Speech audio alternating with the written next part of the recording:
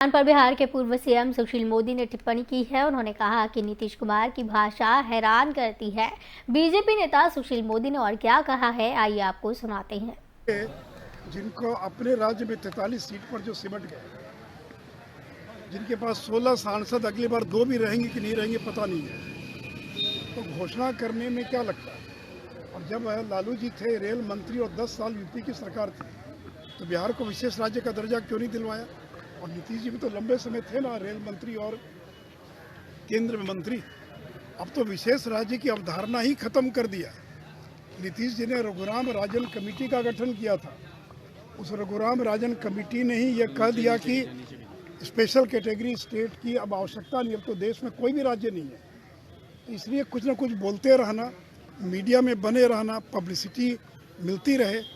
और नीतीश जी जिस प्रकार की भाषा का प्रयोग कर रहे हैं वो बहुत ही आश्चर्यजनक है। प्रशांत किशोर को तुम ताम की बात तुम ताम से संबोधित कर रहे हैं, आरसीपी सिंह को तुम ताम कर रहे हैं, अंड बंड, कल गधा शब्द का प्रयोग कर दिया। तो ये उनकी हताशा और निराशा का परिचायक है। जब कोई आदमी अपना कॉन्फिडेंस छोड़ देता है, उसका कॉन्फिडेंस विश्वास कम हो जाता है, तो गाली गलौज में उतर आता है। वो हर चीज़ को जातीय रंग देने का प्रयास करता है। तो इसलिए मुझे बहुत दुख है कि नीतीश जी और इस स्तर पर गिरकर बयानबाजी।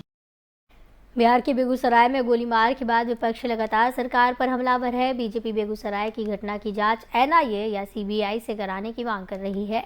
वहीं बीजेपी मांग पर बिहार के मुख्यमंत्री नीतीश कुमार ने प्रतिक्रिया दी है। उन्होंने कहा है कि जहां की घटना है वहां की पुलिस को जांच करनी चाहिए। वे जांच कर रहे हैं। जिन लोगों को पकड़ा गया है वे सारी बात बताएंगे। उन्होंने क्या कुछ कहा है, आइए आपको सुनाते हैं। बेगूसराय को लेकर के बहुत सारी बातें हो रही है। बीजेपी के नेता लगातार आरोप भी लगा रहे हैं। उसमें कुछ लोगों का नाम आया है जिसको लेकर ये कह रहे हैं कि ये गलत है, इन्वेस्टिगेशन सीबीआई या एनआईए से बात होनी चाहिए। बहुत तरह की बातें सामने आ बताइए। घटना घटी है जहां पर, तो वहां का न करेगा पुलिस वाला जांच, वो जांच कर ही रहा है।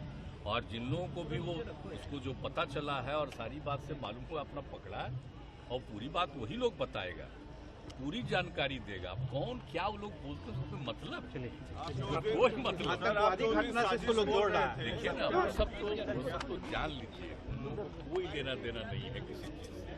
वो तो ऐसे ही बोलते रहना है।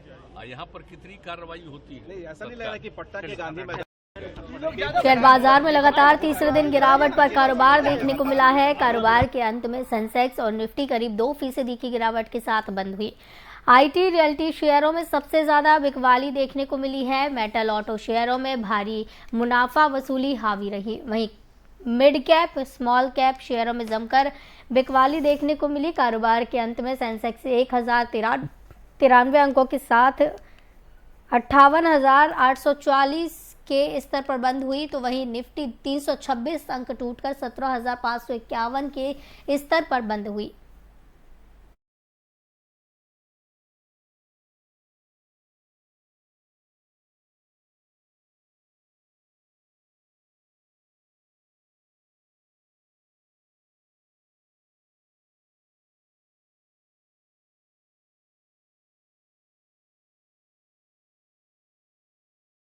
भारतीय उद्योगपति गौतम अडानी दुनिया के टॉप 10 बिलियनियर्स की लिस्ट में लगातार दूसरे नंबर पर दबिश दे रही हैं। फोर्ब्स के रियल टाइम बिलियनियर्स इंडेक्स के मुताबिक गौतम अडानी ने फ्रांस के अरबपति बर्नार्ड अर्नाट को पीछे छोड़ते हुए दूसरे नंबर पर कब्जा किया था। हालांकि फिर कुछ देर बाद ही खिसकते तीसरे नंबर पर पहुंच गए, लेकिन अब दोनों के बीच बेहद कम फासला रह गया है।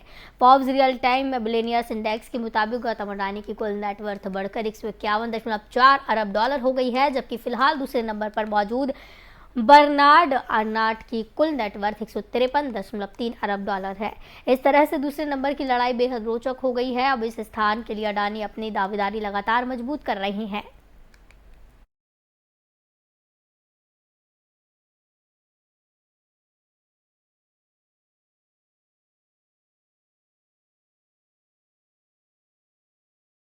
दिल्ली शराब घोटाला मामले को लेकर प्रवर्तन निदेशालय की टीम ने बड़ी कार्रवाई की है। ईडी ने 6 राज्यों में 44 ठिकानों पर छापे मारे हैं। बेंगलोर, हैदराबाद, नेल्लोर, चेन्नई समेत कुल 40 से ज्यादा लोकेशन पर छापेमारी की जा रही है। दिल्ली, एनसीआर, पंजाब, हरियाणा और यूपी में भी तलाशी चल रही है। इससे पहले ईडी ने दिल्ली सरकार की आबकारी नीति मामले में 6 सितंबर को भी कई जगहों पर छापेमारी की। दिल्ली, यूपी, पंजाब, हरियाणा, तेलंगाना और महाराष्ट्र राज्यों में 30 ठिकानों पर ईडी ने छापेमारी की थी।